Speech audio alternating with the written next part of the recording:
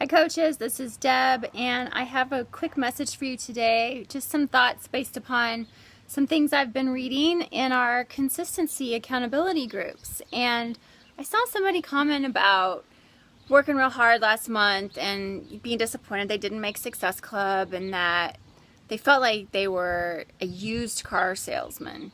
And it's not the first time I've seen somebody comment like that, so if it was you, don't feel bad.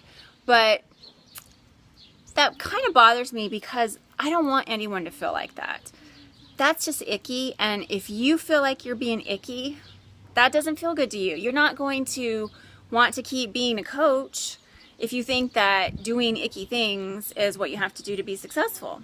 And so I was doing some of my personal development last week, and I'm listening to an audio by Carrie Wilkerson, and it's called The Barefoot Executive. And it was recommended to me by somebody in Beachbody Corporate.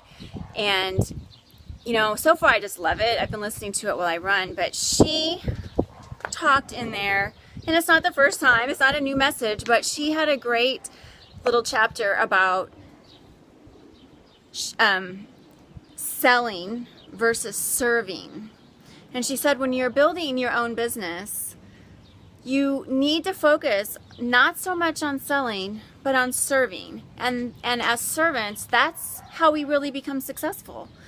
And if people, she also talked about if that if you're just seeking an opportunity, you're most likely not going to have long-term sustainable success versus if you're seeking to build a legacy, to create a lifetime of financial security. So I thought those were really good things to think about. And going back to the selling versus serving piece, I think that really struck a chord with me because as Beachbody coaches, we are servants. I mean, that's what we do. And the most successful coaches are the biggest servers and givers of all. I mean, that's how we build our business. That's how we build a reputation. And that's how you build credibility with people. You know, how do you get people? I mean, a lot of you as new coaches are trying to build your business based on the people you know, which is definitely where you should start. But you also know that I have told you time and time again that you're most likely not going to build your business into a big business based on the people you know today. It's going to be all the people you get to know over the course of your career. And so when you're talking to people and you start to feel like a used car salesman, then maybe you're pushing too hard and maybe you're knocking on the wrong doors. Remember, your job is not to convince people to make these lifestyle changes. It's not to convince them. It's to educate them and inform them and to plant the seed. Maybe that seed is not ready to grow yet. Maybe that's a door that is closed to you right now. You need to move on. There's so many other doors to knock on. And then you're saying, but Deborah, you know, I don't know any other people. I live in a small town. I don't have a large social circle. I'm shy. I'm an introvert. I just have to say, so what? That doesn't matter, because every single one of those things, somebody else in this company that has a 6 or 7 figure income had the same situation, had the same circumstances. And I mean, I live in Kansas City, a major metropolitan area. I do not have a large social circle. I am a total introvert. I would rather stay in my house and talk to my dogs than get out and talk to real life people. True story. When I left my job, I left all the people that I had known for 20 years of my life. I left them all behind. None of them continued none of them were really in my social circle, and none of them are people that are my customers. They weren't people that I could contact.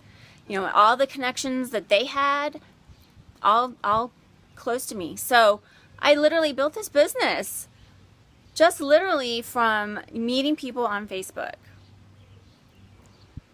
And again, if you're knocking on the same door and that door won't open to you, you got to move on. And when you start feeling like a used car salesman, it's because you're pushing too hard and you're trying to sell something instead of serving. So let's go ahead and move on to Well, how do you serve? Well, we have our 5-day clean eating challenges. There's, push-up challenges. There's squat challenges, burpee challenges. I know somebody right now is doing a water challenge. There's lots of ways you can serve people and build your credibility with them at absolutely just by giving them something. By giving them a 5-day clean eating plan, by, there's from completely free, like a burpee challenge, to the 5-day eating plan, which maybe you recommend our Shakeology sampler. So a little bit of something, that a lot of something you're giving them for free, but also just a little something they can purchase if they would like to go ahead and take that next step. And then from there, obviously, you need to make a living. So this is the other thing you need to remember. Your time is worth something. It is definitely worth something. You have something of value to offer. You have experience. You have support. You have the resources. You have a lot of things to offer people, things that they can't get from other people. If they could be successful with their workout program and their health and fitness on their own, then they would be. They need you for a reason. And they need you for a reason, number one. And then number two, they may also need the products that we have to offer. I mean, we know everybody needs Shakeology. That's just a given. The workout programs, people may have things that are working for them today. Say, all right, that's awesome. I'm so proud of you. Keep at it. Now let's see what else we can do. What can I help you with? Always ask them, what can I help you with? So, remember, think about serving. That's why this business attracted you, because it is something you're passionate about, and it gives you the opportunity to help other people do what you've been able to do in your very own life, and that's build a lifestyle around health and fitness. So think about serving. How can you serve people? If people are saying no, no, no, no to your sales, then come back, step back, and ask about serving. That's number one. And number two, you got to meet more people. You can't just keep knocking on the same old doors and thinking you're going to get a different answer. Now, you may, down the road, because it happens all the time, somebody you talk to today, 2 years down the road, may be ready to start with you. But you got to keep moving on, keep moving on, keep moving on. I know you guys can do it. Totally. Believe you me, I know you can do it because I did it. I'm doing it.